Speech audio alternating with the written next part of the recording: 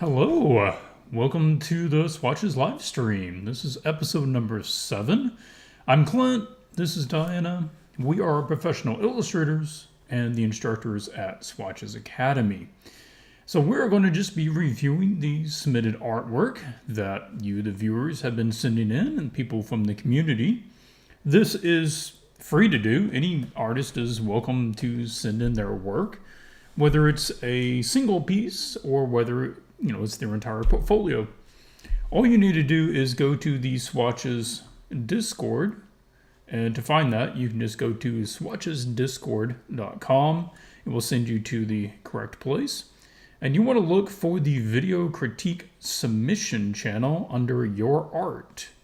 And you can just post your work in there. Give us a comment about what it is you're trying to do, kind of what your goal is. That'll help us to kind of give you more directed feedback. We normally do 6 images or portfolios in a given episode, and we already have the 6 we're going to do lined up. So we're going to just start going through those. Now, if you are joining us live, thank you. We appreciate it. And if you have questions, feel free to put them in the live chat. We'll keep an eye on that as we go and try to answer any questions that you guys have. And if there's any video or audio problems, also please put that in the chat so that we know to address it. Okay, with that out of the way, let's just start taking a look at some work. The first one we have is by Christopher. Now, Christopher said, and we want to start by just reading the comments here. Self-taught artist, hoping to get into the industry one day, or illustration. I'd be extra grateful to get roasted. We're not really trying to roast people. We're trying to be we're trying to be helpful and educated with a live review. Feel like I'm grasping the more I keep drawing. Feeling lost with rendering, grayscale and color. Love to get some suggestions on what to focus on. Hi, Christopher. Hey, welcome.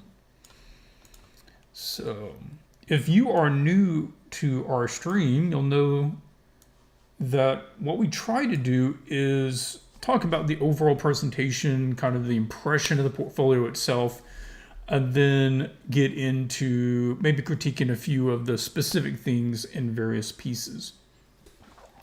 So first up, obviously fan of games, comics, fantasy sort of stuff. So very clear on that. What I'm seeing, and I'm going to make a general observation here and say that I think you're beginning to max out what you can do with bigger scenes, whether it's a full character with effects and stuff, or whether it is multiple characters, in a scenario. We are missing some fundamental skills and training, and that is starting to come through. And until you take time to go learn these, that it's going to start putting a limit on everything that you can create. And right now we're hitting that limit. It's mainly coming through in the way that you present 3D forms. Oh, the audio sounds muffled. Guys, can you let me know? That's probably just because it's further away. If it's...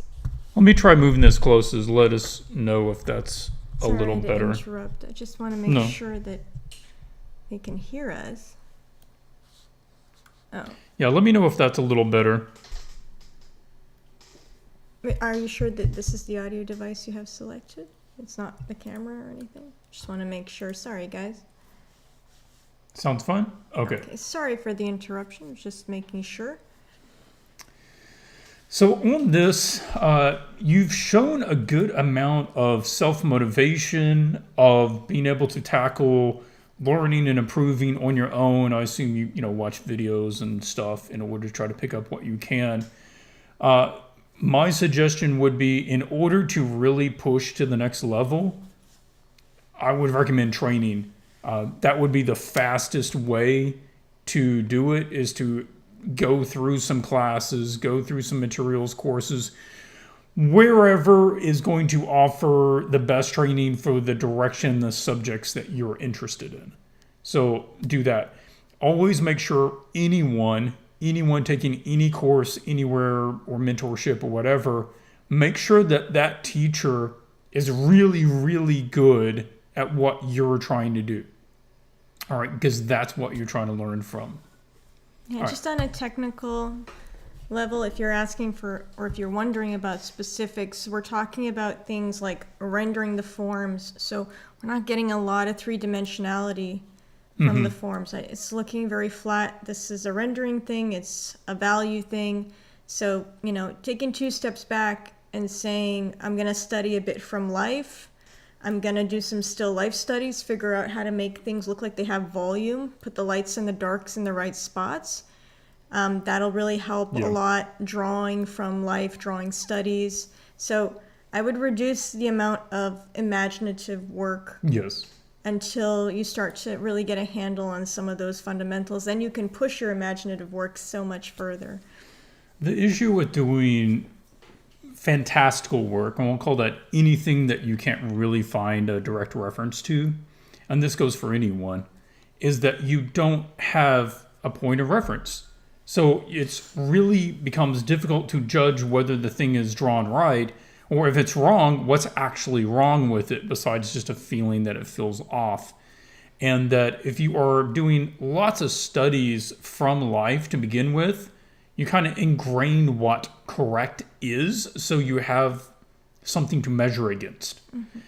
Even if you intend to go in a completely, more stylized direction, you still study reality. Like we were talking about T.B. Choi earlier. If you don't familiar with her work, she does a lot of stylized stuff, does beautiful work that's more stylized.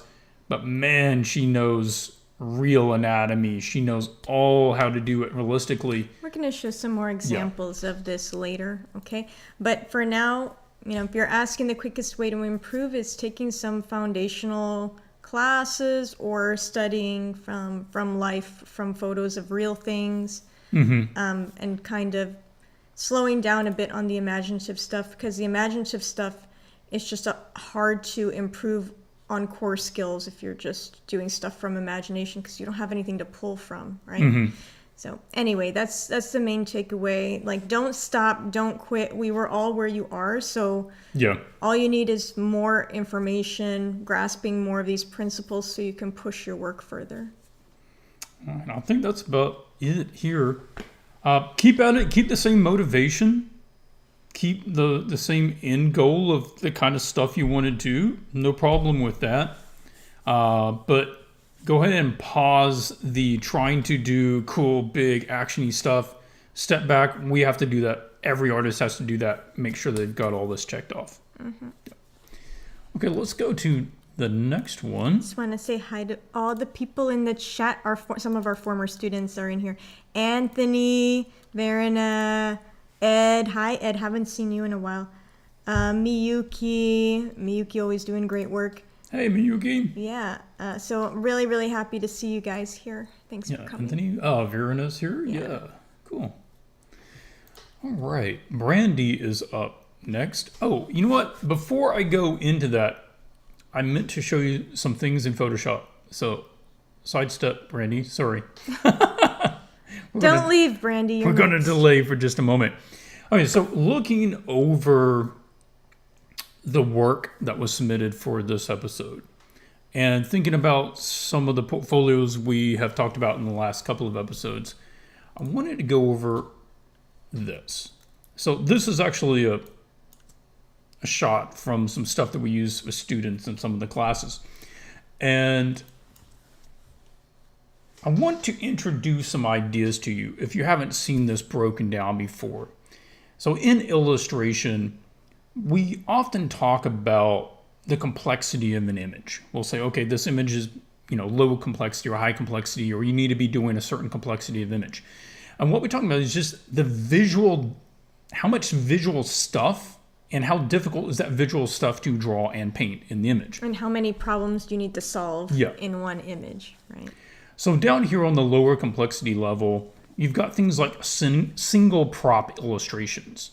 It is you're painting an image of ancient magic tome, right? Just this big magic book.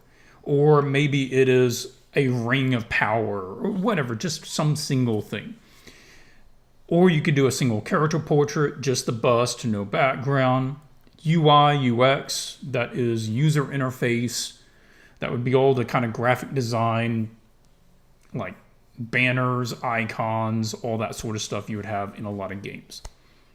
Moving up, you've got things like character illustrations and environments, and creature illustrations.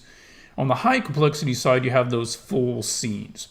This is what you generally think of as being like a Magic the Gathering scene, certainly in marketing art, and then splash art. I want to explain this to you because all of these are components of these. These are components of these. So you always want to start by hitting high quality. Gotta have high quality. We're talking about industry here. All right, these are people, if you're interested in working in the industry, this is important. If you're just wanting to do this as a hobby for fun, I mean, do whatever you want. The rules don't matter. if you're doing it for fun, all that matters is you're having fun. Yeah. So if you're building a portfolio for the industry, then know that if you can't do this to a high level, don't try to do anything else of a higher complexity. Because these are pieces of these. Props are visual elements that are in scenes. You've got to paint props because they're in scenes. Portraits are part of doing a character illustration. Characters are part of doing scenes.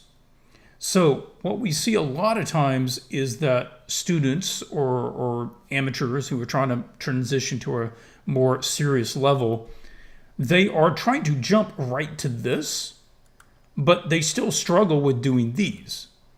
And remember that quality of the image will always go down as the complexity ramps up.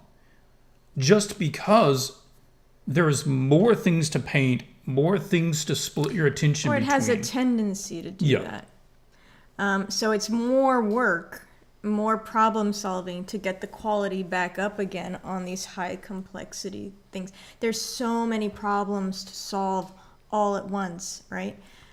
So this is why we say this. It's not like to poo-poo people's ambitions of doing scenes. Scenes are hard for anyone, even for any professional. Scenes are still hard to do. But if it's like you're trying to do one character and you can't land it, it's still got errors.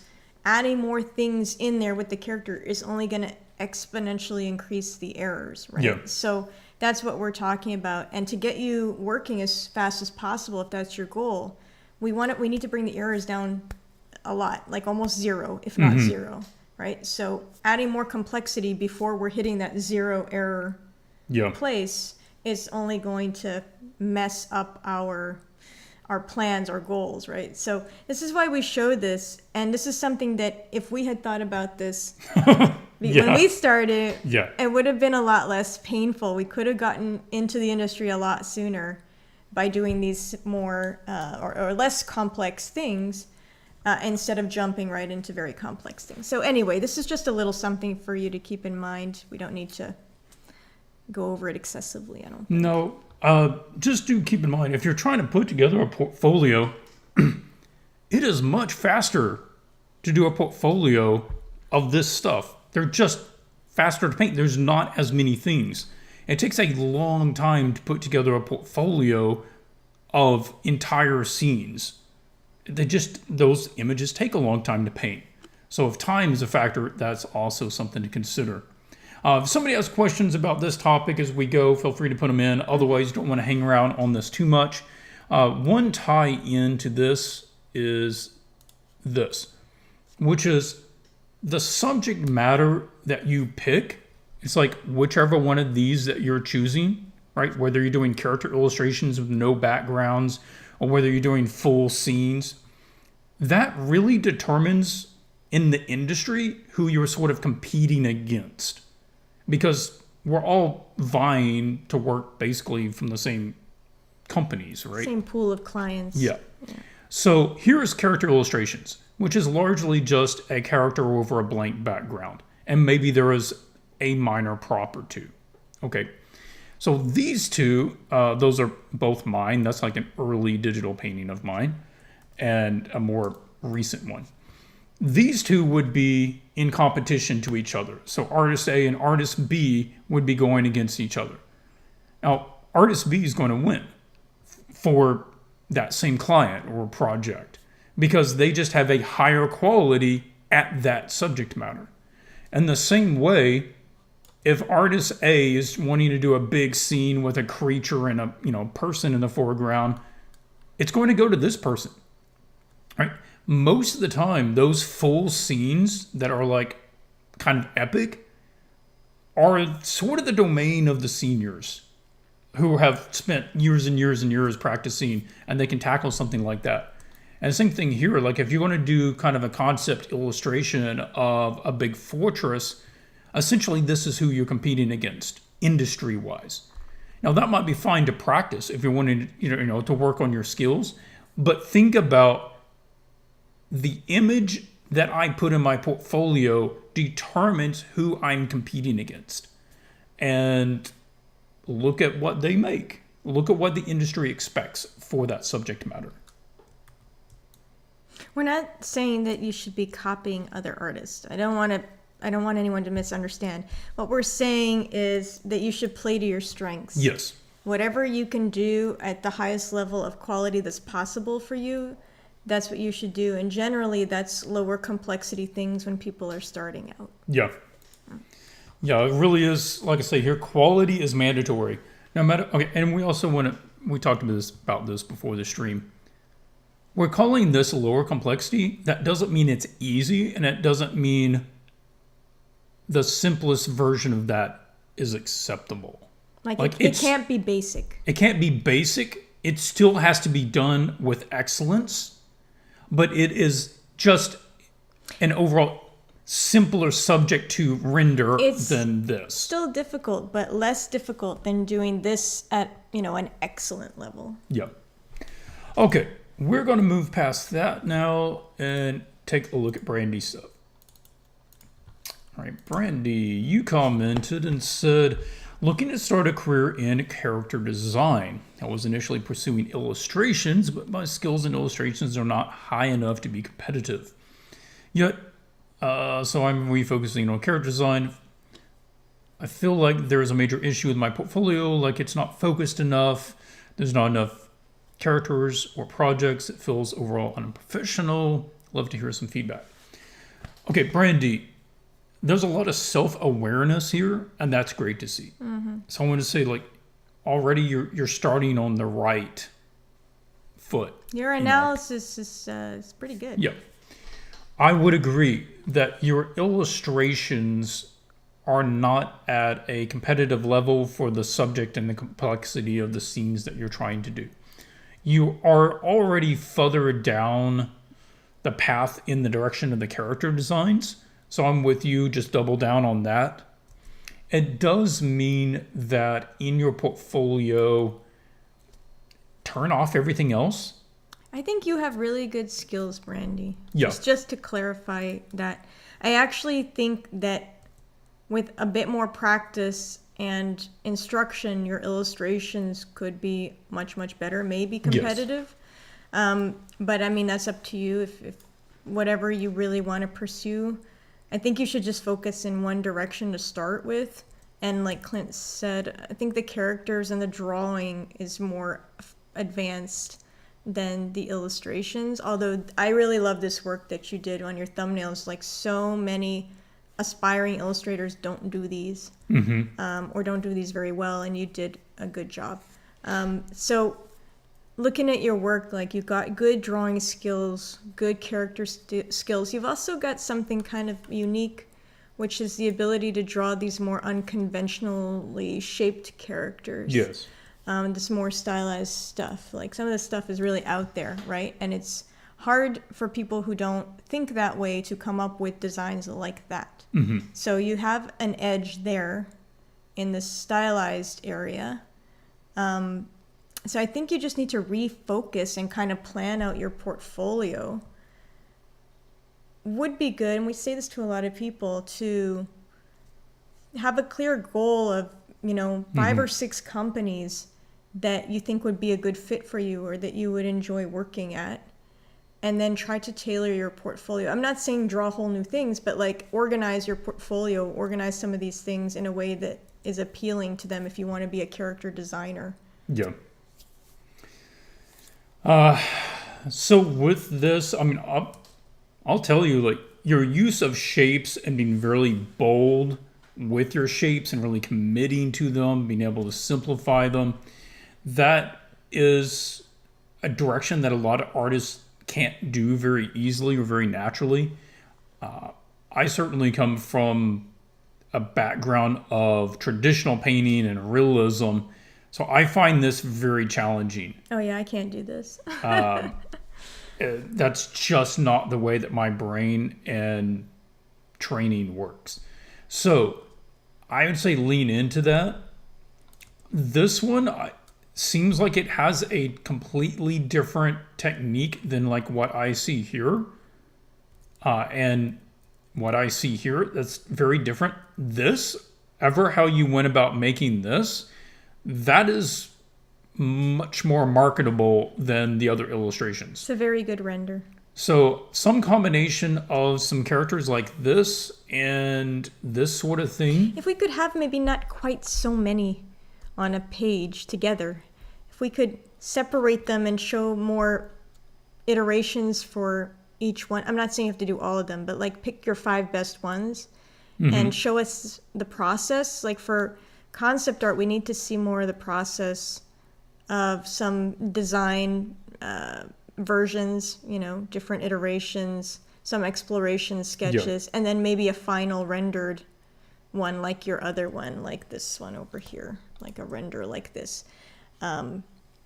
So something like that. And then another thing just to keep in mind, I think, is I think all this is cool, but some of it is really out there to the point where we don't know what it is. And I'm not sure what property that would be going for. Do work from some briefs. I'm not saying everything you make should be from a brief, but let me give you some examples. It reminded me a bit of the work of this artist, whose name I'm not sure how to pronounce. This, I feel like, is just not very far from where you are as far as like style, and they just show, okay, here's 3 different versions of a character along that theme. It's sort of like Death Knight. Yeah. But see, we can still tell what it is. You see what I'm saying? Like, don't go too abstract where we don't know what we're looking at anymore. So try to reel it in just a little bit, if possible, at least on some of the characters. A little bit of the classic archetype characters thrown in there, and mix it in with some of these really creative ones that you've got that are coming from a different direction. A collection, like doing multiple characters that are all sort of connected in the same world. Understandable. Yeah. That would be great to see if you want to start building some other characters, or you have a couple of favorites in the lineup that you already got, then add some extra ones that would fit along with that. I absolutely think team. Working from a very specifically chosen brief would be a really good thing. Yeah. So that you have that consistency throughout the whole project and all the designs. I'm not familiar with the game itself, but A Call of Intia. I don't know if that's a game or a personal project. Who knows? I don't know, but I came across it on ArtStation. So if you want to look that up, that might give you some ideas. There was a lot of character illustrations connected to that. So that would be a recommendation. And it's just making the characters, or at least some of the characters, I don't think all of them, but some of them slightly more grounded like that. Knights. Yeah, that's what I was talking about. Yeah. Just a little bit more recognizable as to what the role or the archetype is. Yeah, I couldn't remember else here. I was just going to glance at the page itself. Yeah, I would turn off some of these illustrations. They just don't match the bar that you're setting with your characters. And they feel like they're not fully developed. They feel like they're half developed. And I wouldn't get that message out there. That's not the message you want to get across. No, you're better than that. Okay, insect characters.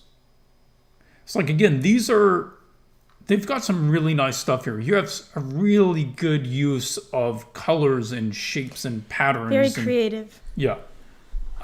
But think about, like Diana said, think about which clients you're actually wanting to target. I would say literally write down 3, 4, 5 different clients and properties that you want to work for.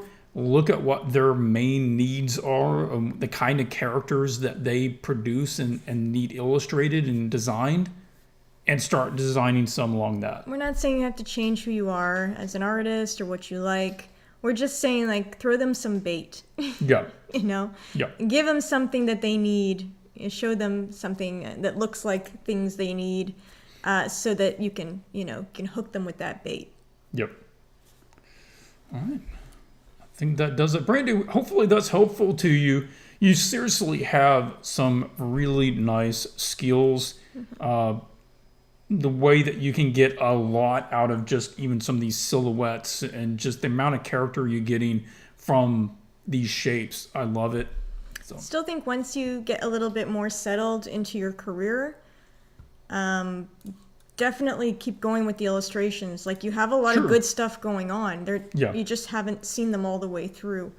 So I would say don't quit on illustration permanently. Just focus in one direction to begin with until you get some wins, some successes, some clients, and then keep pushing your illustrations. Yep. Okay, next up we have Jack.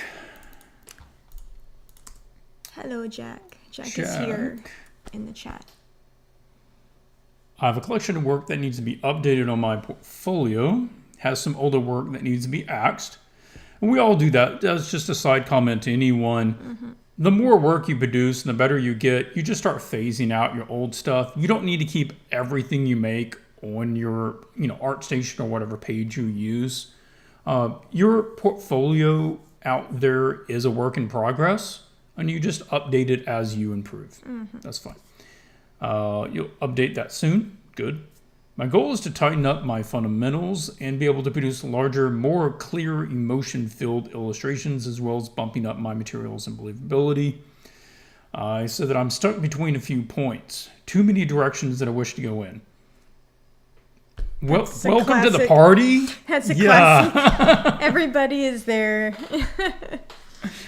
Yeah, we too also have many interests. Too many interests all the time. Okay, so for you, it's like D&D or MTG along, or fighting against the playfulness and kind of stylization that you would get from Hearthstone. Two completely valid directions. Either one of these is perfectly fine industry career-wise. But yeah, you're right. You need to pick one because they do take you different directions. The drawing process, the shapes, the way that you shade, the way that you color, the overall rendering, the material approach, those are all different with how you handle the direction choice. So let's take a look at a couple of these and go through. Now, I do want to say this is another case where we're getting some solid skills being shown here. Yes. You're putting together full scenes. I'm registering it.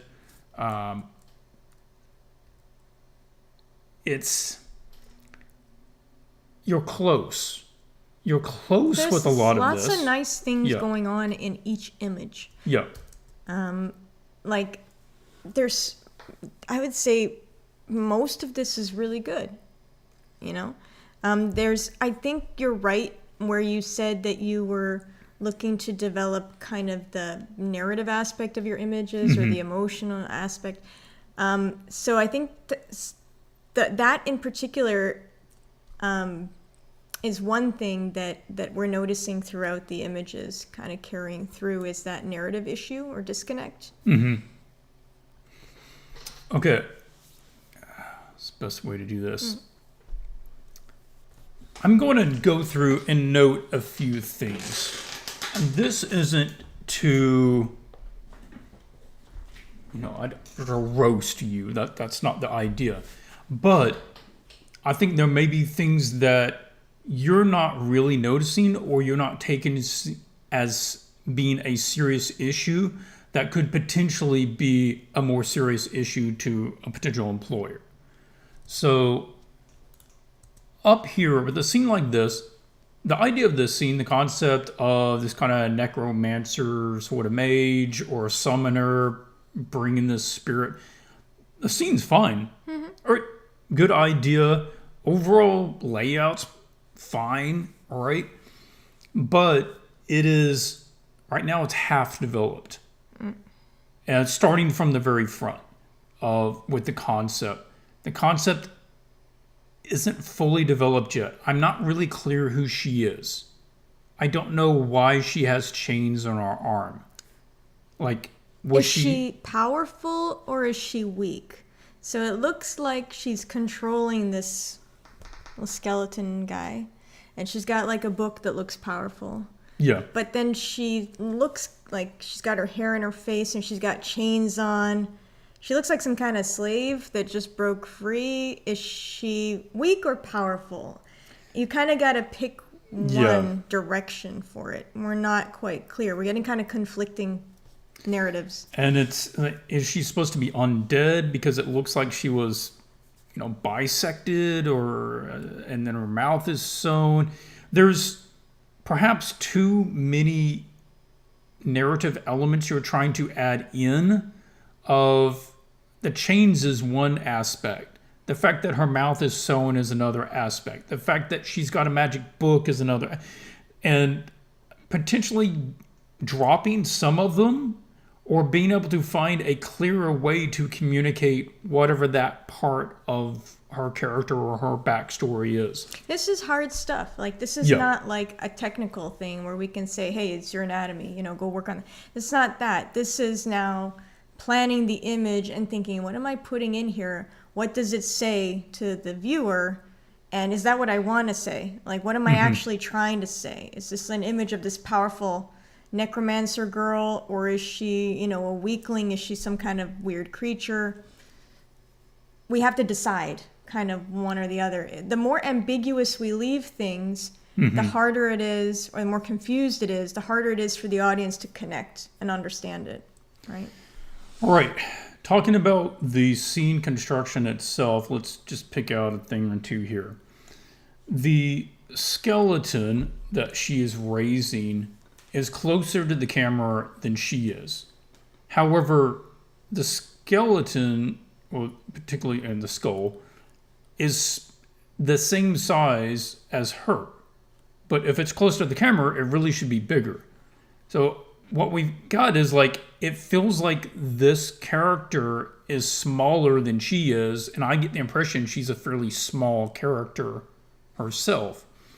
So I would not use so much space for this church, which is just a background nominal, prop. Spend it on your creature. Yeah, use up all of this room to put the skeleton closer to the camera, get some nice detail out of that. Make him look cool. Yeah. And then we just will have a faint silhouette of a building back there, right? And that's all we really need. And we got to really commit to giving attention everywhere. Like this down here, that's fine as a placeholder, but we don't want to call the image finished with that. I've done that before. I totally. I've done the brushy foliage, but think about when you're starting to really try to go after these better clients, you want to show them something to try and impress them, right? So we'll put a little bit more effort into these portfolio pieces and show pieces. So maybe we could have a twisty, mangled tree trunk coming and make the tree look really cool, like that tree from Sleepy Hollow, right? We got kind of nothing really interesting going on over here. So we could do that, or even that other tree over there. We got tombstones or something like that. You can put back there. It looks like a mausoleum. And then it's spending more time developing the character design.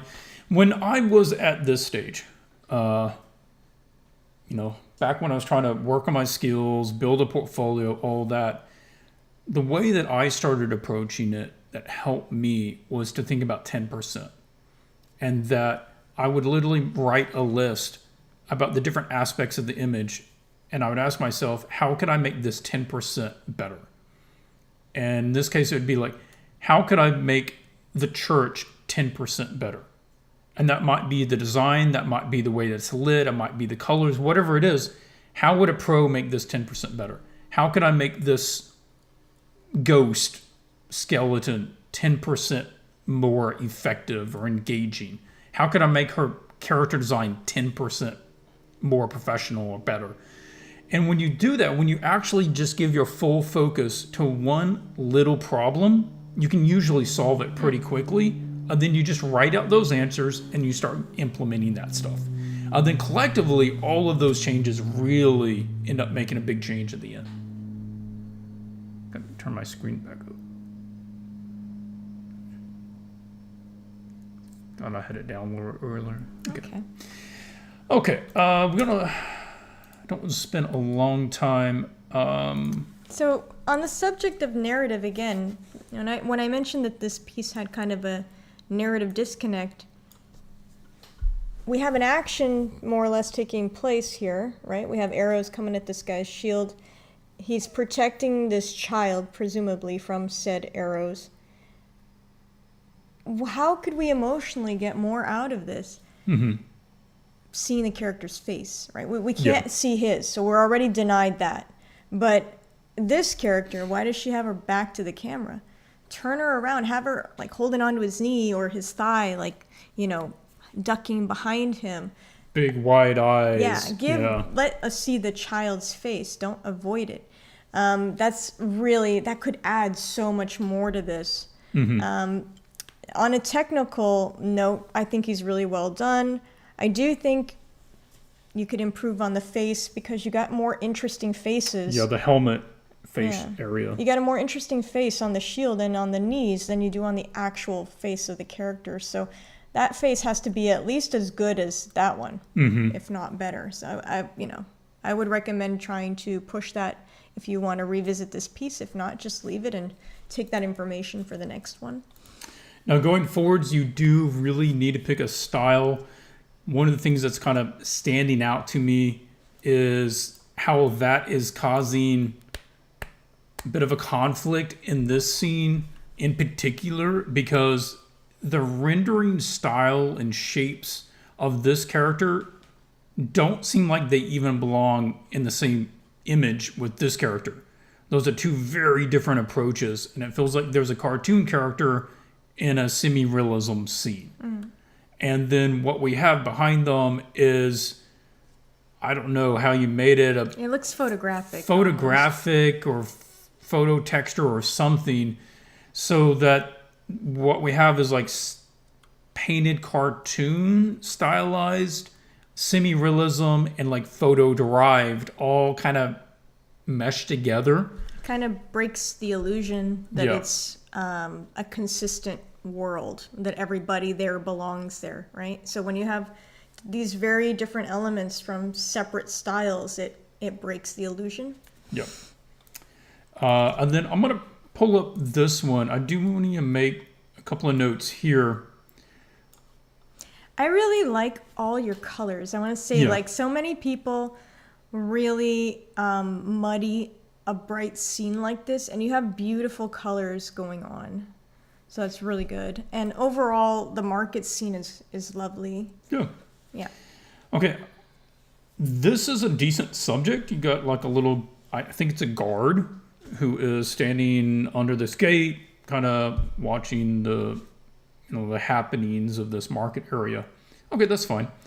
I'm going to be a little critical here and note some things. First up, this guy is an issue, okay? Because what we kind of have is you've got a clear focal point, and now you're splitting that focal point by putting another character right here that's even bigger and more prominent than this character. And this character isn't actually serving any clear narrative purpose of why they're taking up such a big and important position in this scene. Really, this is like a focal point because all of this stuff, perspective-wise, is really pointing at this character, and this isn't our main character. Well, nothing's happening, right? When we look at him. I think about this, Jack. What if we took this guy, right, over here, and just shrunk him down to the size of one of these people and put him over there by the market stall? Yeah, and he's like looking at the fruit. He's picking up some melons or something, you know? And we could see more of the path into the market, into the town, and we could have an easier time focusing on this character. Yeah, I would say shrink this guy down, put him over here so he's shopping, then get this character and shift them over to right here so that they're not inside the shape of this box. Let them break out of the shape of that box, and then more of the perspective lines will run to them, and there'll still be a little open area where we can kind of look into the distance and feel like there's space and there's more market and stuff back there. Yeah, be careful with your values too. We're getting the line, because he or she, this character is inside of the shape of the box.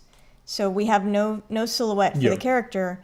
And then it's kind of creating a tangent with this dark hand. This almost disappears completely into the background. So we're getting just a straight line almost all the way up. From a thumbnail read, that arm starts to just disappear. See that? And runs into the rest of it. Yeah, so let the character break out of the box shape. Let us see the other leg too.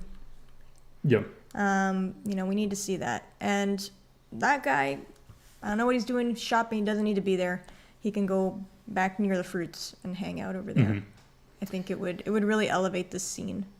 So that would really help overall to just clarify where the focal point is, put it in the right place. Do make sure that we are nailing the perspective. There are some perspective issues here where this building in particular and all this is too high up. It feels like it is a foot or two higher than the rest of it. Because this right here, this box, the fact that this top of the box is not down or up from our eye level tells us that that is exactly our eye level. And that doesn't mesh with the height compared to all this stuff. So we're like, got two different viewpoints. That was something that would definitely need to be addressed.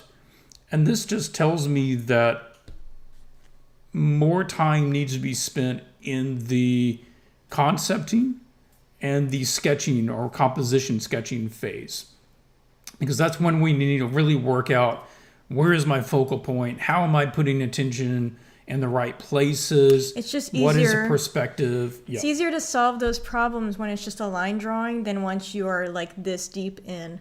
Because then it gets majorly destructive if you need to make a perspective adjustment when you already rendered your scene, right? So that's why we say that spend more time before jumping into the render. Otherwise, like if you just applied some of these small things that we mentioned, you could really elevate your portfolio by like 30%. At least. Let's take a look at regarding the shading. Throughout the images, we're getting a lot of inconsistent shading. So we're getting areas that have the equal amount of shadow. So like the plane of these rocks and the plane of this box is basically the same plane. They're facing the same direction according to the light source. And so therefore, there should be the same amount of darkness for the shadow. However, that's not what we're getting. Now these rocks and this wood are similar in value. They're not that different. No, a little bit. But this box is almost straight black, and these are just sitting in midtones. So it's very inconsistent. What I'm going to say is halfway to black. Halfway to black is the method that is going to solve this issue for you. Especially in your day scenes. It really works. And it's what I use. It's what Diana uses in our professional work. It solves a lot of problems. We're not going to teach you how to do that. If anybody wants to know about it, there's videos about it. Just Google YouTube halfway to black. how to use that method, what it is. It was introduced or popularized by Scott Robertson. Yeah, it's actually in Loomis's books, like way before Scott Robertson, but he basically made it popular, or he reintroduced it to a lot of digital artists. For any bigger illustration like that has a lot of complexity, light, shadows, lots of stuff, make sure that you have really good image direction references. So this is a piece from Hearthstone, and little market scene, really colorful, really bright and sunny. If that's the vibe you're going for, then this is a great example of how to get a lot of color out of scene with almost no black, no dark shadows anywhere, just really vibrant and positive. Oh, on that note, I just want to mention a quick thing, because Halfway to Black solves some of the problems, but it solves the value problem, but not the temperature problem. Okay, so just quickly to go into that for a moment. In terms of temperature, if you want to go back to the other image here, when you get your shadow value from Halfway to Black, okay, you're already doing it well in the sense that your upward facing shadowed planes are colder. This is what you need to do when you're outside, okay? So in the shadows, there's no direct light, what's the temperature? If the planes are facing up, the shadow temperature is cool, shadows are cold. If the planes are facing down, like say you have this under here, which you did correctly, they get warmer, okay, because they're picking up the warm ground. Yeah. All right. So just keep that in mind when you're choosing. You fix the values, okay, fix the shadow values. Now bear in mind the temperature of each. They're not all cold. People say, oh, warm, light, cold shadow. That's not necessarily true. That is sometimes true. Only if the planes are facing up and you're outside under a blue sky. Okay, so just keep that in mind. Okay, I just want to give you some examples of different scenes. Let's pull this up. So what we mentioned earlier is the type of image you pick determines essentially who you're competing against. So you do an image like that, and it is going to be pitted against an image maybe like this. We both have characters and spooky woods and stuff that are kind of magical, and there's some magic effect stuff going on. So be looking at this stuff. Okay, how did they do their trees? Their trees are more engaging. What are they doing differently? What can I learn from it? They're using silhouette perhaps a little more. The lighting effect, much more intentional and definitive with their lights. Over here, we just have kind of a vague light going on. You're not that far off. No, you're not. Okay. That's what I'm saying. With just a couple of the right references and you know what you're looking for, you're going to be able to implement this stuff pretty quickly. So, Jack, you're talking about involving 3D in the process for larger scenes. I think that's a good idea. I mean, That's you fine. might as well. It's part of a lot of people's process. And you don't need to be fantastic at 3D. You just need to be able to mock some things in there as placeholders so you can get the perspective and the, scale correct. Yeah. So I wanted to show this one because, it has like stones and stuff, so you can get an idea maybe how to texture some of this. But also look at what they do in the foreground. A lot of times you do need that thing kind of blocking that corner. And so it's like stones, and they put some vines over it. It got some little flowers and stuff. So that's the sort of thing that you could put in there. You just need to be a little bit more definitive. Yeah. But it doesn't need to be over detailed, Kate Burmack did a really great market scene. This is the sort of thing I would pull up if I was going to be doing your scene. And you don't need to do that many people. No. It's just an example of the colors Yeah. and the arrangements of things and the values that you see. We get a full range of values in the foreground and then fewer, more limited values as we go back, which you're already doing. Okay, I think we made the point there. Is there anything else that you made? Yes, Dan is correct. So when I was talking about the temperature of the shadows, I don't mean necessarily make them blue. Yeah. So just desaturating a color will make it look blue or cold by comparison to a warmer color. And the opposite is also true. So, yeah. Okay, number 4. Hurry. Airy. Hurry? Eerie. I'm not familiar with that name. That's the first time I've heard that name. So forgive me if I'm not saying that correctly. We're probably saying it wrong. Probably. Said student of animation, but want to focus on illustration. Okay, so sidestepping there. Okay.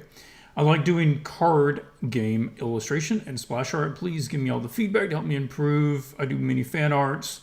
Some pro artists say that that's not good to do many fan arts, finding professional work. Then I started doing concept art for original character and doing illustration of character. All right, we're definitely getting into a common thing here of needing to be definitive about what it is you're wanting to do. We're seeing you're shifting from animation, trying to go with illustration. And illustration, you're trying to do also concept as well. That's something else. So we got to figure out what it is you want to do. Any subject really is fine, but we need to stick with it because all of these take a long time to learn and to be able to do at a high level. So it just takes even longer if you're trying to do like multiple things at the same time. Okay.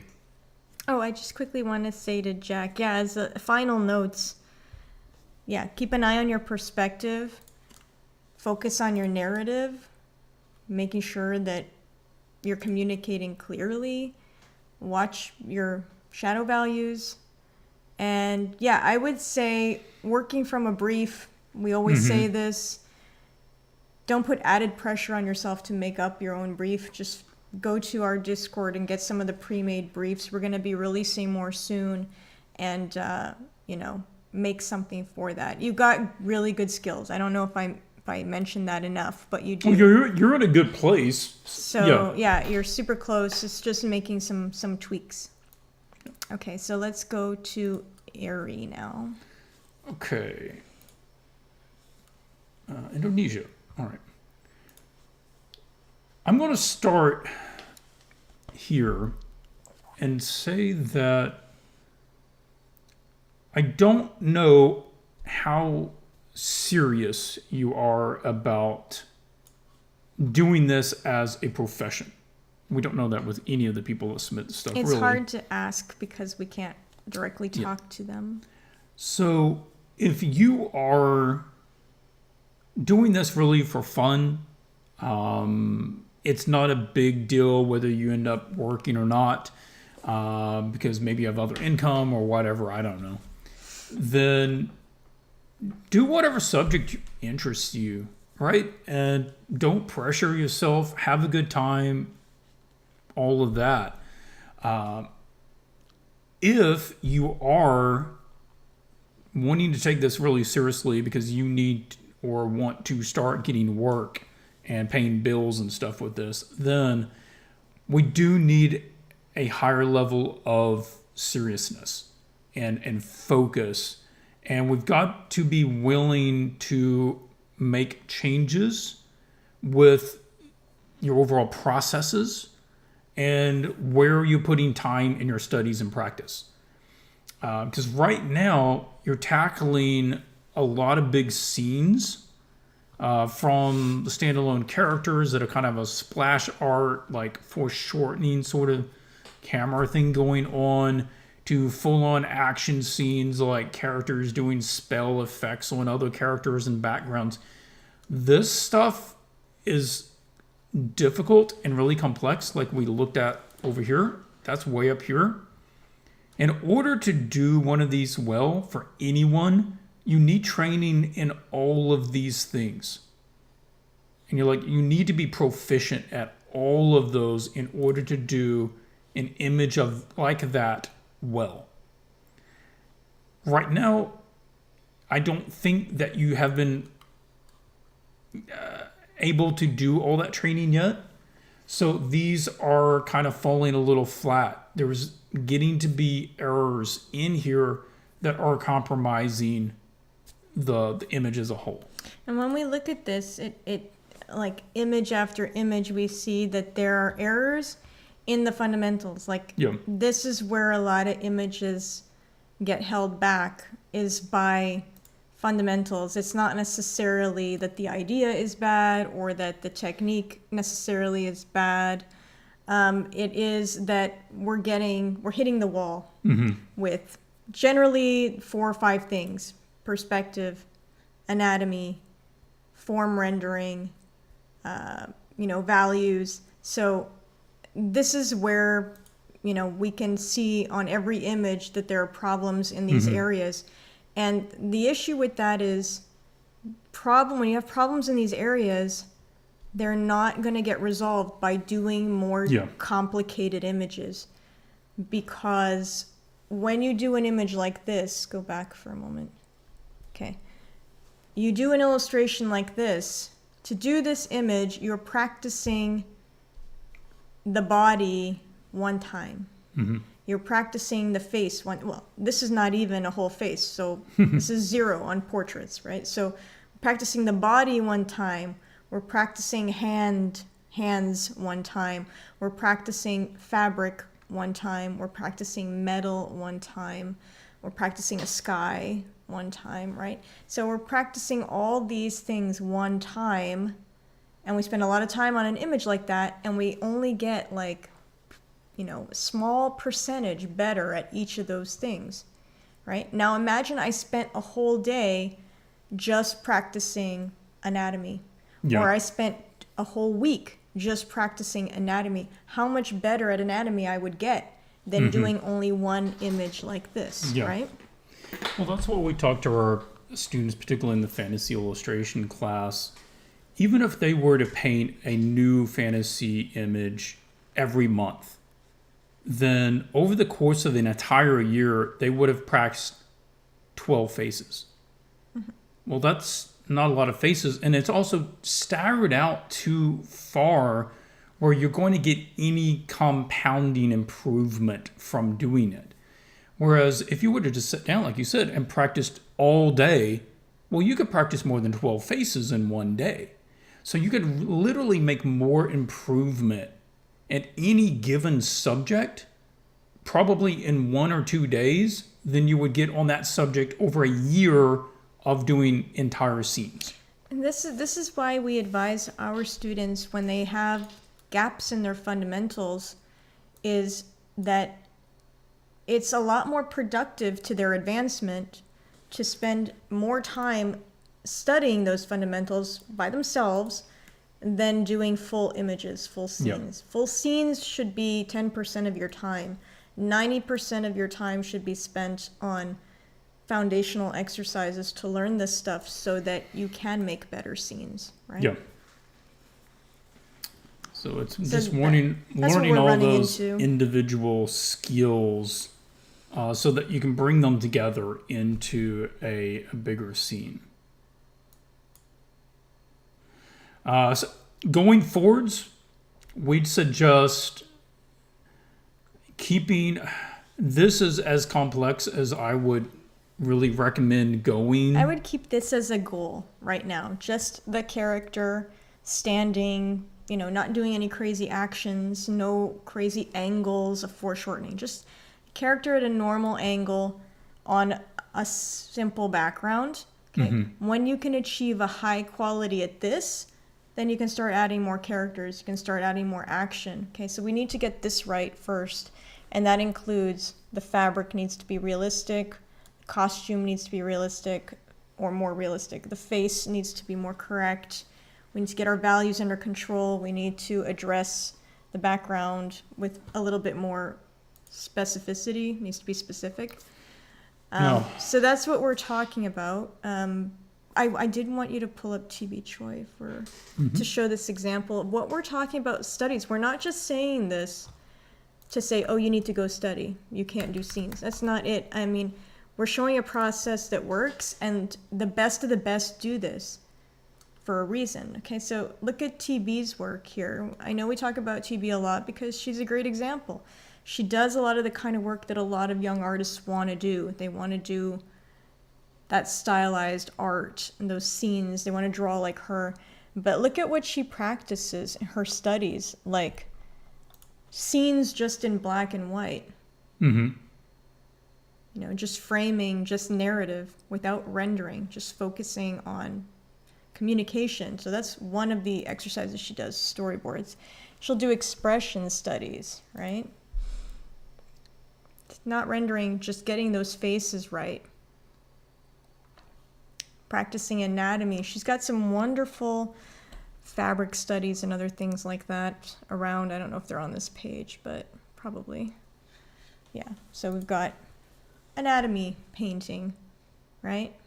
Getting the skin tones right, getting the forms lit correctly, looking three-dimensional, doing muscle studies. So this is what we're talking about.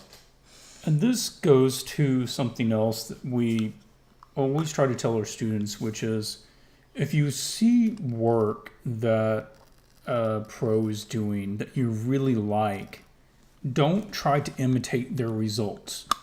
Imitate their training. You're not going to be able to imitate their finished images by trying to paint their finished images like them. In order to do what she does, you need to go through the same training that she does. And she shows like this, like she's done extensive anatomy studies, facial studies. She knows a lot of this stuff inside and out, knowing the form, studying form and gestures of feet, right? This is the level of understanding that you really need and what you need to practice in order to draw and paint characters like her. And this goes for anyone, whether it's big sci-fi scenes, whether it's cool stylized characters, mimic their training. And this applies to anything, like even in sports. You know, if you want to go play like, Cristiano, well, what did he do for training? You've got to train the same way he does if you want to have a chance of being able to play like he does. Yeah, I mean, that's the thing. If you just imitate another artist's finished pieces, their finished results, you're basically imitating them at the most superficial level. Yeah. You won't actually have the understanding that they have. They got that from doing these studies. So if you don't do the studies, you're going to be, you're going to be guessing what fabric looks like. She doesn't have to guess. She knows, right? So this is what we're talking about. And I think some people sometimes have the misunderstanding of thinking, I can get to the top and I don't have to practice. Mm-hmm. I don't have to study. I'm the exception. I don't have to do studies. I'm just going to become a AAA awesome illustrator, and studying is for babies or whatever. But it's not true. It's just not true. This is where it's at. This is where that deeper understanding is. So don't shy away from it. This is where the power is. The power you're looking for is here. Mm-hmm. It's not, there's no magical formula or magic bullet for making an awesome image.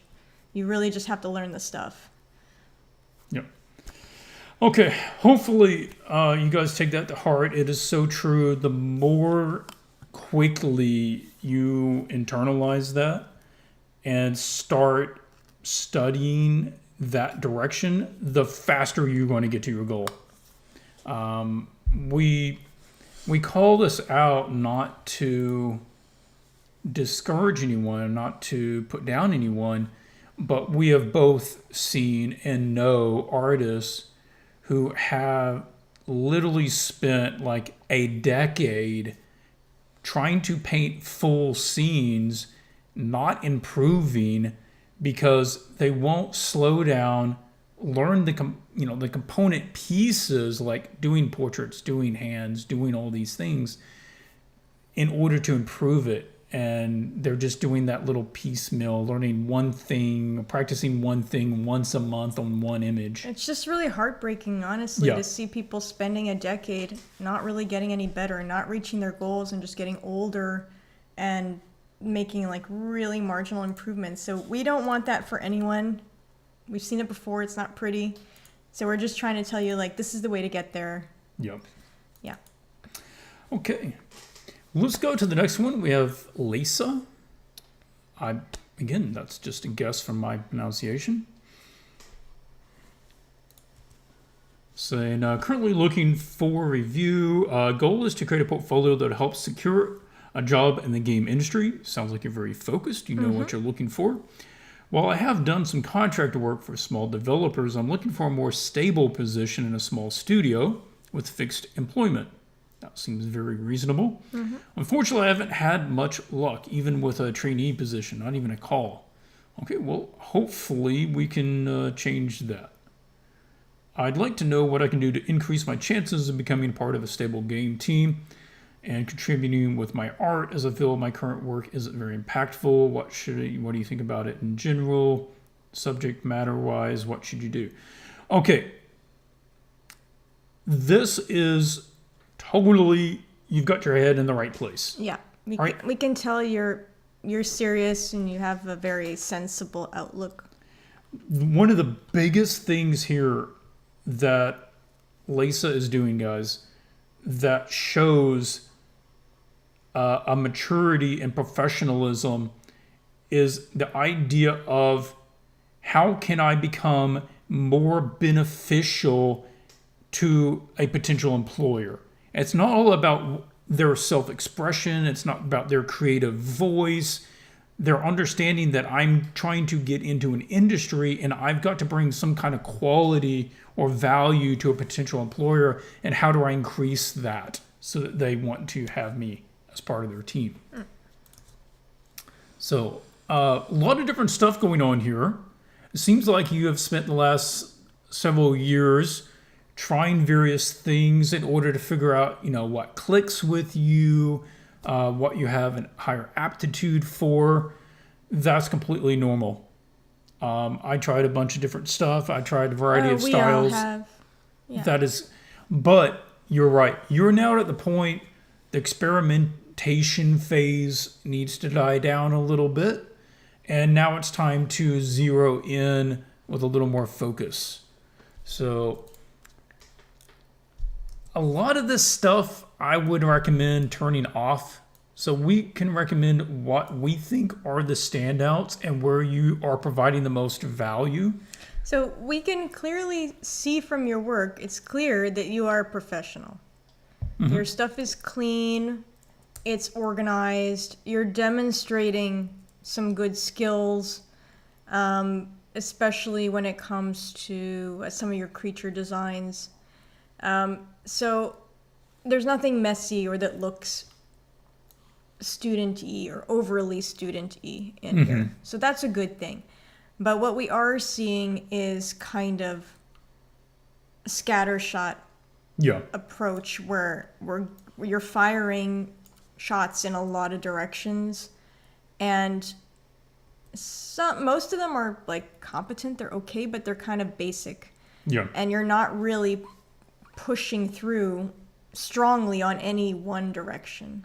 Right. I don't know if you're here, Lisa or Lisa. Tell us if you're here in the chat. Let us know. So we can tell you have good skills, clean drawings, nice crisp lines, appealing characters. Yeah. You've got all that. I think what we're needing is committing to a direction. From my opinion, from my side, the things that I see you doing well are these. These are standouts for me. They're fun characters. They've got good shapes. They've got a nice simplicity to them. And these do have the potential of being more well rendered. And that would appeal to a different group of clients. But keeping the same cartoony base to them. I'll show you some examples of what that might look like. That is really good. I don't think you're trying to go the 3D route, so I would turn that off. I would turn off the characters. It's good that you can do some of this, but you're not really putting enough time into this to be competitive at this specific human character design subject. So just play to what you're already being better at. Turn off the illustrations. Again, that's fine for a study on the side. Let's not put that in the portfolio. Not so much here. I think you have the potential of adding this in after a while, if you spent more time really developing this kind of direction, but currently I don't think it is. So keep these guys, because this is nice. There's quite a few even board games, card games, that sort of thing that needs little characters like this. I agree. This is an if, okay? I don't know if you have interest in doing creature designs. Or realism. Yeah. But there is work in this direction, and that might be something you consider. Okay, we'll show you some examples of that as well. The other thing is this. Ability icons is a legitimate sector for illustrators that you can, get work in. I had some difficulty working when I was working with Blizzard to try to find artists who were good at doing this. This isn't something every artist is good at. These are competent currently. I do think that they need to be pushed a little more. If that's something you have interest in doing. So that's something else I would consider putting in. So we're talking about ability icons, potentially creature design or like costume designs for them, and these guys.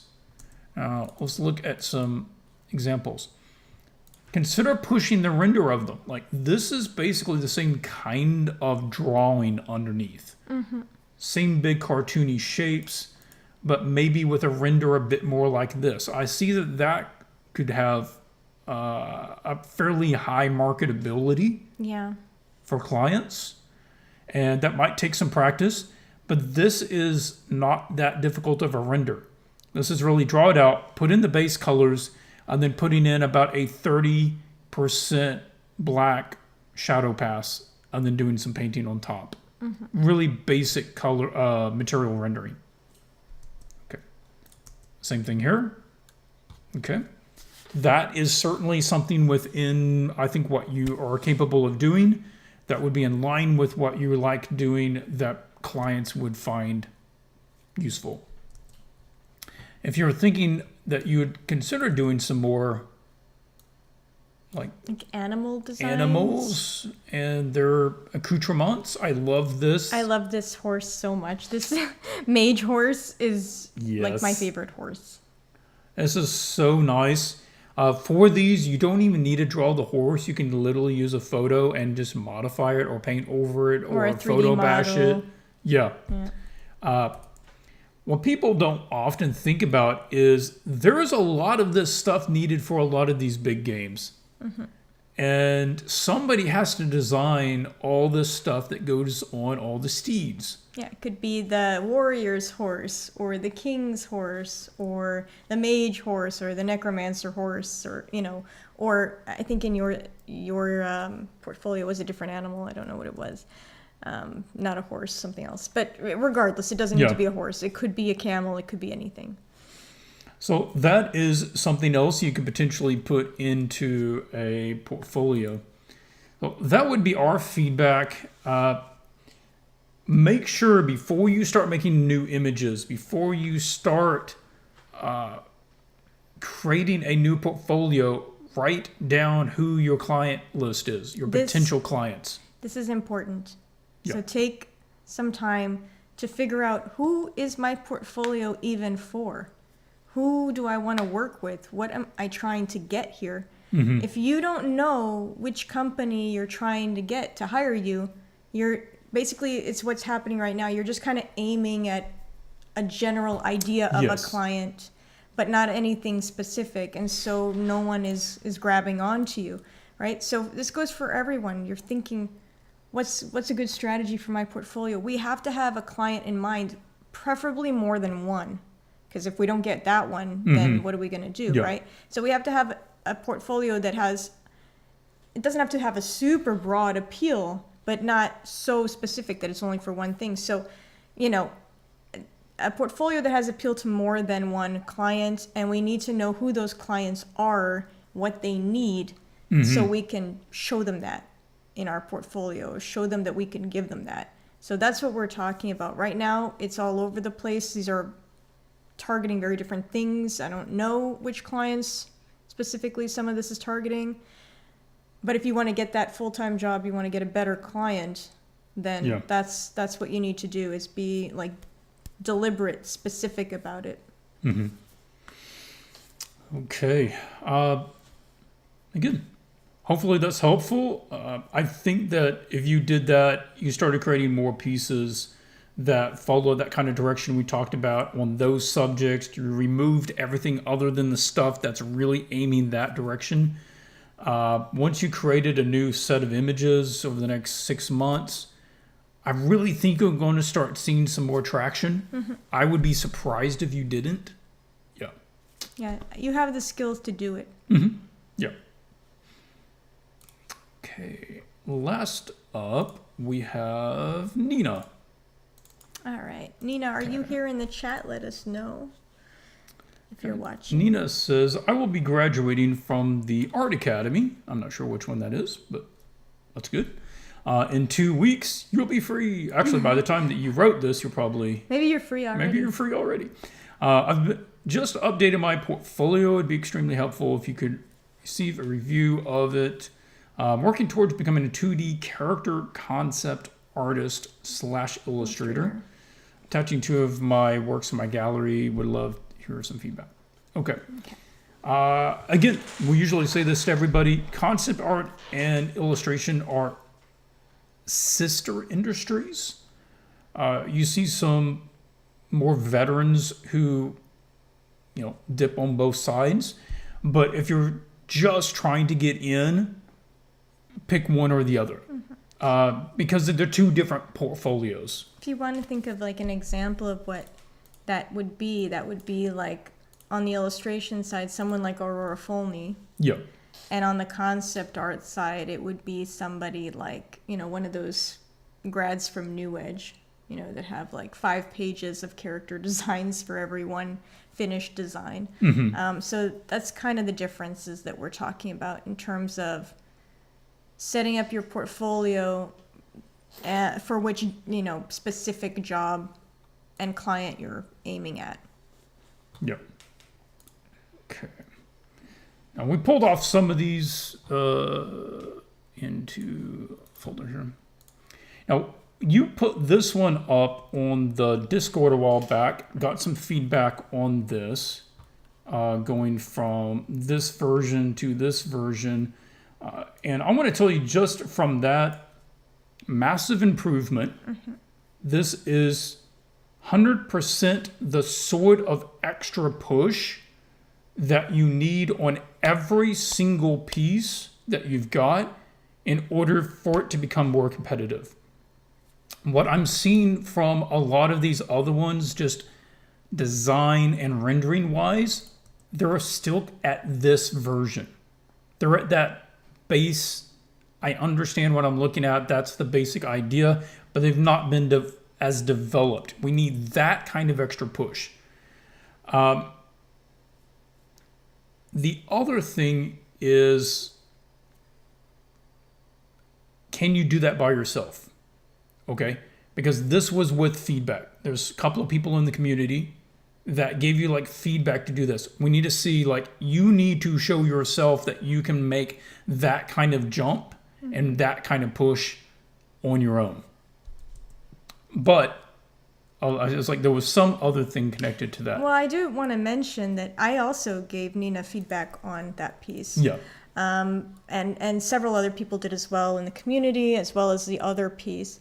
And I just want to say that Nina took it really, really well. Yes. Was very quick to implement that feedback, try to improve. So great attitude, very active, and also very willing to make big changes. Yeah, that's a restart right there. And frequently, when someone asks for feedback, they don't want to hear that. They don't want to hear big changes because they've already committed to the thing that's there, and so they're not willing to cut it out and change it drastically. You were willing to do that. That is great. Sometimes that's what we have to do with our pieces, Yeah, I can't give details because the piece isn't out yet. But I did a piece a while back that's not released yet for D&D, and there was multiple figures in it. And I tried just drawing it in without taking reference photos of everyone, and it just wasn't quite landing. You were not liking it at all. It wasn't like, it might have been passable. They might have accepted it. I didn't try, but I just knew that I could do better. I did the same thing on a piece actually around that time where I was just kind of avoiding really nailing the right pose and the reference. And I had to do it in the end. I had to do it. Yeah. And that's what I'm saying. Like, it hit that point and I was like, no, I'm going to do this proper. It has to. It did like photos of every single character, all their poses, expressions, went and found more references. And like, I basically started it over, built it from the ground up again. And their willingness to do that, and we're saying this for everyone, not just Nina here, the willingness to do that, I think, is directly proportional to the speed in which you can improve as an artist. Mm-hmm. So the people who are really hesitant or just aren't, it's difficult to be moved to make that change. They progress very slowly. They're only willing to make little changes, so they only make little progress. Okay, going on to the rest of the project. What's your thoughts here? I feel like right now it's kind of in between. I don't feel like these pieces are fully developed as illustrations, as illustrated characters, and I don't feel that they're fully developed as concept art pages. So like for a concept character, I'd want to see some iterations on this costume. I want to see more versions of it, more color combinations and different materials, arrangements of the costume for basically all of them. Like, I'm not really getting that unless they're here. Okay, so we got more here. We've got some. Okay. I want to see more of this, more development of these. So this is okay, but I would rather see more drawings, more color combinations. We're getting a lot of flatness in terms of the colors as well. Mm-hmm. So that's something I'd want to see developed. When you do your final rendered version, we got to push the quality. Mm-hmm. If you're going to render it, then you got to render it all the way. And what we're seeing is kind of a materials issue, I think, mainly where the treatment on the fabric, on the hair is almost identical, on the sleeves, the face. They need to be a little bit more different in terms of the way they're rendered. Yeah, I would just bring that, since she brought it up. Mm-hmm.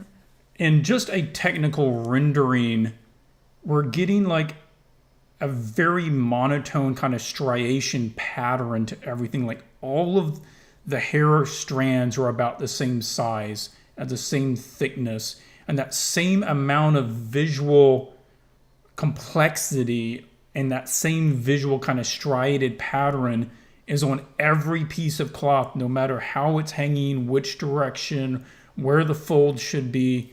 And it just gives it kind of an odd look, that it doesn't feel like the materials are correct. It almost looks like you ran a filter over it or something. Yeah. It looks a bit strange.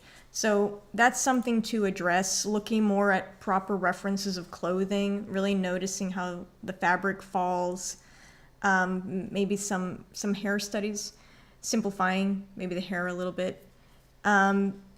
So, I don't know exactly what you want to do, if you actually want to be a character illustrator or if you want to be a concept artist, and those are different things.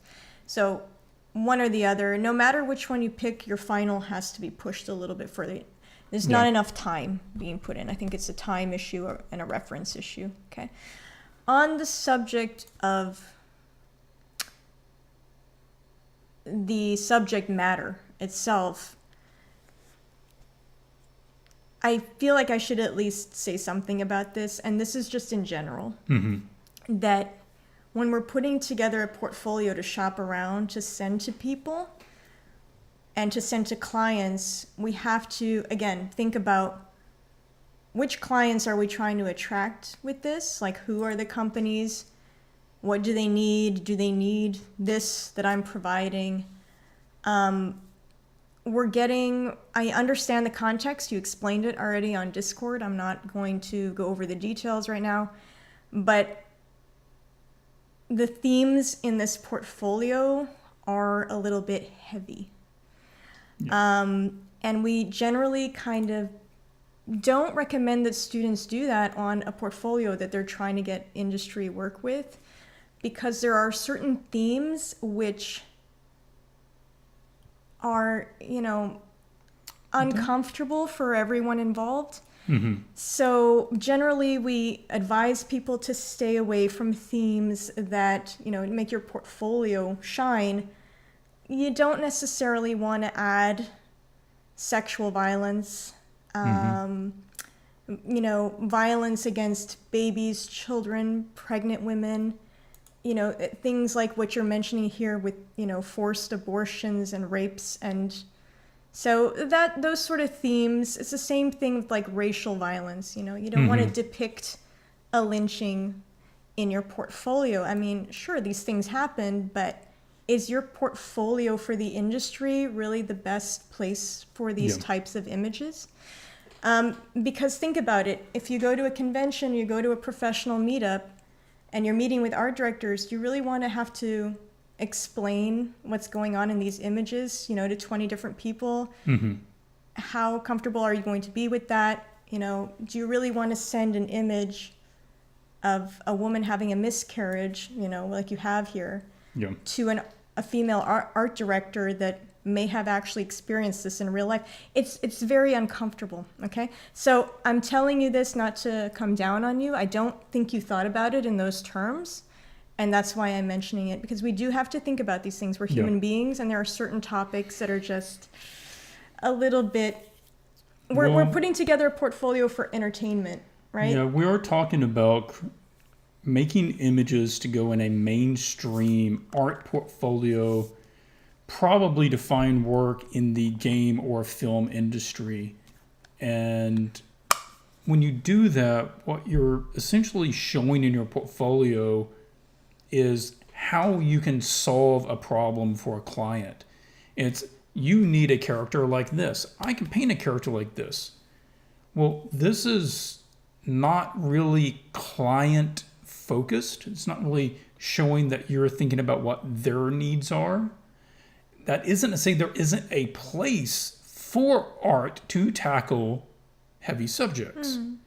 But that doesn't usually fall under mainstream portfolio images.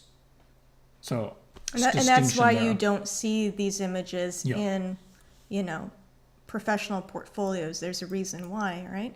So we want to think about that.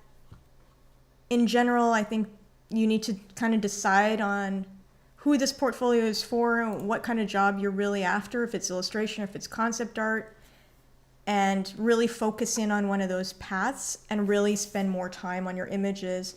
Spend more time drawing them before you jump into rendering them. That'll help a lot. And decide, like we said to some other people, who are the clients you're targeting? Mm-hmm. Make things that are appealing to them. At least some of them. It doesn't have to be your whole portfolio, to appease one client. But there should be some bait in there to get them to hire you if your objective is to get hired, right? So that's the main takeaway from that. Going forwards, more on just a technical level, I feel like the right place for you right now is probably standalone character illustrations. I feel like that's the thing that you're closest to being able to do at a high enough level to get work. Mm-hmm. So it would be like just the character over the blank background, something that you would normally see in, Dungeons and Dragons or Pathfinder, that sort of thing. The render does need to be pushed a bit further. Again, this is one where I would mention, I'll pull it up. We show her stuff all the time, but every episode is somebody's first episode, so you gotta show. Like Aurora Foley, again, great place to see some examples of some standalone characters over blank backgrounds. This sort of style and rendering, very liked by the industry. Okay, so if you can get somewhere in this vicinity, then you're probably going to be good. And if you want to do a project based on a period, time period like this, that's fine too. If you like doing some design work, this is also part of doing illustration. Okay, so we both do character concepts as part of creating illustrations. It's just that you don't usually show that much of that Sometimes, process. only if it's wanted or asked for, then we show them. For original characters, you might show more of that to a client before it gets approved. But otherwise, a lot of times you're given like pre-designed characters in some cases to illustrate.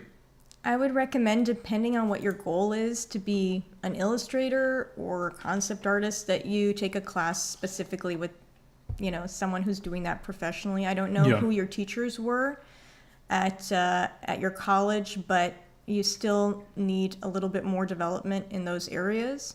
So that, there's so many great teachers online now. Obviously, I'm going to say take a class with one of us. If you don't want to, that is fine. If after this review, you're like, I hate these people, I get it. But take a class with somebody, that is doing this professionally, either for concept art, character concepts, or illustration to help you develop those skills.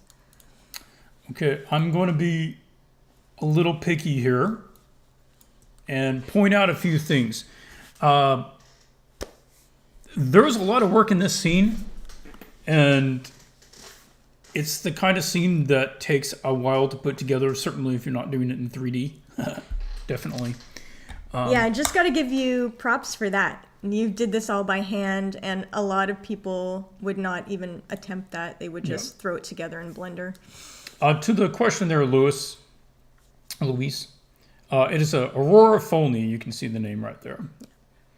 She is excellent at many things. Go check her out on ArtStation. And so on here, a lot of this perspective is solid. Okay, I think you took your time. You did a lot of this. It looks pretty good. We are going... I'm on a different layer. Okay. Let's run a line here and find your horizon line. Oh, yeah, that's like way fat, though. Let's go a little just thinner reduce than that. it, yeah. So we've got that. We'll use this one over here. Okay, so that gives us a horizon line. Now, the top and bottom of the walls follow this horizon line pretty much. And that is the most important things in the scene, to follow that horizon line. Because if it doesn't, then it's going to be messed up. But some of the other stuff, like the candles here on the wall, sconces, they don't. So you see that if you use the bottom of this one, then that one should meet it, and that one should meet the same line, and that one should meet the same line. Or you can say you want to use this one as your reference. One of them, you have to say that one is correct, and all the other ones need to be in line. So if you want to say that that one is correct, cool. Then the bottoms of all of these need to line up with that same line. But also the tops as well.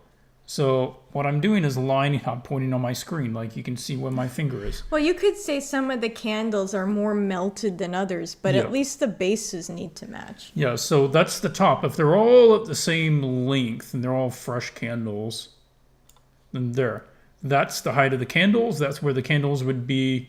Then this is where the body of the piece would be, and it would take up that much room. So when you're doing a piece like this, that is super critical to get right, because that's like, this is primarily a perspective scene. Okay, there is like lighting and some narrative and stuff going on as well. But if anything is off in a repeating pattern, it's kind of blatant. And just a little more work would be nice to correct that. Another thing would be careful about your lighting and your shadows. Again, I'm being extra picky here, but you're already to this level, So this is the next sort of thing that you've got to be aware of as you're working. So we've got light coming through this door. I think the lighting's kind of cool. You've got like mainly a dark hallway with some candles, and you've got It's a light good coming idea. through. Yeah, that's solid. The light is coming up this wall. I like it coming up all the way as far as here. Okay, like pretty much to the ceiling. That means that that light is coming through here and shining up that way. Well, if we pull that all the way down, that means that that light has to be coming from this angle coming out. It also has to be at least like that as well. So it falls somewhere in this cone. Well, that's establishing that this is the level of the light source, which is almost on the floor, right? Just off the floor. But that also means that her shadow has to follow that same angle. So her shadow needs to go up to at least here on the wall, using the same light source as a reference point.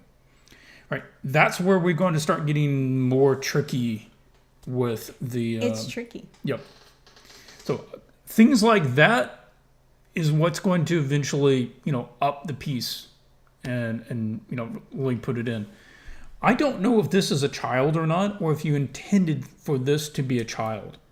It has more of the proportions, I think, of at least a teenager and not real young. Just looking at the head size to length of the body. Looks about a 12-year-old to me. But because of the doorknobs, you see. Yeah. So over here, if you look at the doorknob is right at her chin level. Which, if you think about where a doorknob is, it's not very high. I mean, it's like waist level, just above waist level for a lot of adults. Yeah, on an adult. So you see why it looks like a child. So just make sure that that's what you're going for, that character is a child. Otherwise, they're too small. Okay. All right. Well, we've been, picky enough on Nina here. That is all the reviews for this episode. We'll leave it running here for a minute if you guys have some questions. Any thoughts or questions about anything that we've talked about or anything that you're wondering about? Yeah, there's a delay in the video, so it'll take about 15-20 seconds for what we say to get to you, so we'll just have to wait a moment. But yeah, don't be shy. If you got questions about the images, the industry, art in general, any of that stuff. Let me scroll back just in case I missed something.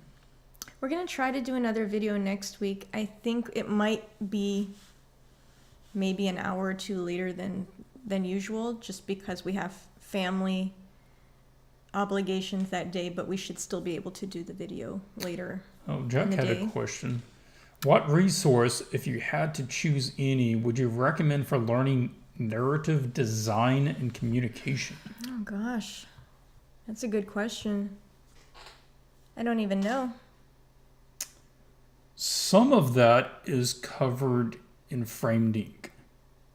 If you're talking about laying out a scene to convey a story, one of the best places, honestly, is comic book storyboarding, laying out comic book scenes.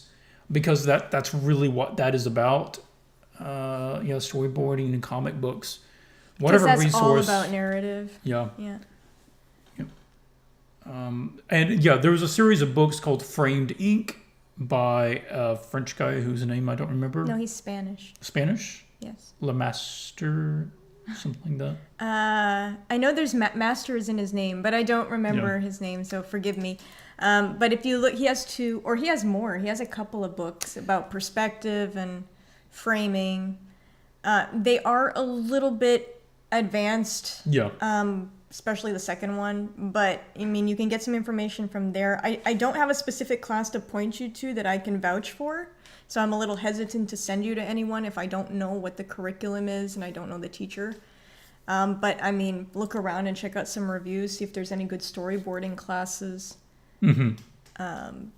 or just I've not looked for those in a while, so I don't know a definitive one offhand. yeah, I don't know off the top of my head personally anyone that's that good at that. Yes, Marcos Yes. is the author. There of you that. go. That's who it is. Oh, Stephanie's here. Hi, Stephanie. That would be one of the places I'd look at. He does a good job of like showing how he goes about laying out comic panels in order to direct the eye to the right Just place. brilliant mind in terms of the composition and really narrowing in on the message, the meaning of the image. Really good at that. I'm gonna just make our video bigger since we're just talking now. Let's go back to the chat for a minute here because there were a few questions. All right, let's go up here. We already answered that. Okay. Portfolio guideline class coming out soonish. Yes, we've mentioned that a little bit previously, and yes, it is. Aiming for end of the month? Yeah. Yeah. Yeah, very soon. We're just making it look nice now. All the information is there. We're just making it look more organized. Yeah, I got a message as well about the form drawing course, and I had it listed online as coming out here in July, but we went ahead and just prioritized getting this other the portfolio guideline stuff out first. So the form drawing's probably pushed to next month. Yeah, sorry about that, Sorry guys. about that. It's just there's only two of us, and we try to get all these things done Yeah. as fast as we can, but we don't want to rush and put out bad quality stuff. So, yeah. Okay, how much time Photoshop does it sometimes. It just puts itself on top. How much time I have this month to submit a review because I'm so slow to finish a piece. Anthony, right now we only have 5 more submissions Yeah. in the channel. So if you submitted right now, you would be the 6th You and would you'd get be in for into- next week. You'd get into the next video next week. So, Yeah. whoever puts their stuff in the soonest to be the, Yeah. the next portfolio is going to get included in next week's review. And remember, you can have as little as 1 image. Like, you don't necessarily have to have a full portfolio. It's You fine. just want us to look at one picture, and then you can just put that one picture there. Bell Arts, should I leave an artwork for a week before releasing it to get more clear vision and be more... Oh, so you want us to take a look at a piece before you publish it, basically, put it out there in order to get... No, I think what they're saying is, should I wait a week before releasing an image when I finish it? Is that what you mean? I think if that's what you mean, that's a good call. I don't know that I'd wait a week, but I'd certainly 2 or 3 days. a night or two away from it and then come back to it. That's a good call. Yeah, if it's not on a deadline, then that's a good idea. Okay, do you know in which areas horror and gothic illustrations are most in demand? We're laughing because we were just talking Yes. about that. We've been talking about that like a lot lately. That has been a focal point in the conversation the last couple of days. So yeah, you're the one that was looking at that. I love gothic illustrations. I think there's a place for horror depending on how far you go with it. Okay, because after a certain level of horror, where it becomes, what's the word? Graphic. Okay, where it becomes Grotesque, yeah. really gory or that sort of thing, overtly violent. Then we start to really become limited in where it can be published, where it can be used, because it's basically like over 18 or R-rated material at that point, which means it's not really mainstream appeal anymore. You're kind of niching yourself. And that's okay. There's some people who they're all about that. Okay. But you have to be aware of that. In terms of more broad appeal, gothic illustration is very much in demand for book covers. They're Yes. big. A lot of it makes its way into games like MTG art, like Diablo. Like there are just a lot of properties, movies, TV shows Yeah. like Wednesday. There's There's so many things that need those types of images. I would toss in that there are quite a few indie, like D&D supplemental makers that make their own campaigns, character books, class books, creatures, all that stuff, that are based around more of a horror or gothic version of D&D. And I would go check out those people. I would go on Kickstarter, see who's running a campaign. If you don't make it too gross, you can get a lot of YA people. That's for true. That. Yep. There's demand.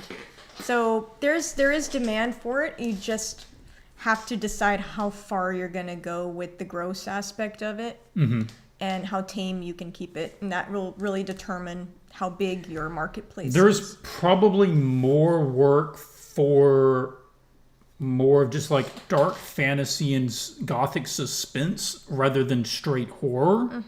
So you might have horror in there as a 20-25% portfolio, and then most of it's heavily weighted towards the other stuff. If you want more on that, just stay tuned. I can't say too much, but Yeah. Jonathan Lee, how are you guys? We are doing good. It is good to have you, Jonathan. It's so nice to see you. I want to know what you've been up to. I was looked at your piece that you did the other day, and beautiful piece. We loved having you in the class. Thank you. It was very informative, says Rodrigo. Rodrigo, we're glad that you found it informative. We appreciate you watching. Are there any other comments or questions? Let us know. Otherwise, we will let everybody get on with their day. We'll give it about a minute and see if anything pops up because of the delay. I'll just check and see. So again, if you want to submit your stuff, you want to go to the video critique submission. You do need to be a member, obviously, of the Swatches Discord. You might need to post in the general or introductions or something. If you've not joined the Discord, there is a short onboarding procedure, which is basically you just need to say hi in the general chat. And that was to just stop the spam bots that kept coming in because they don't go through that process. So just do that and you'll be clear. You should be able to come down here and submit after that. And yeah, just let us know, kind of what is the goal? Are you doing this for fun now? Are you trying to get, into a career? What subjects are you finding most interesting? It doesn't need to be a full bio. Just give us a couple of top points there.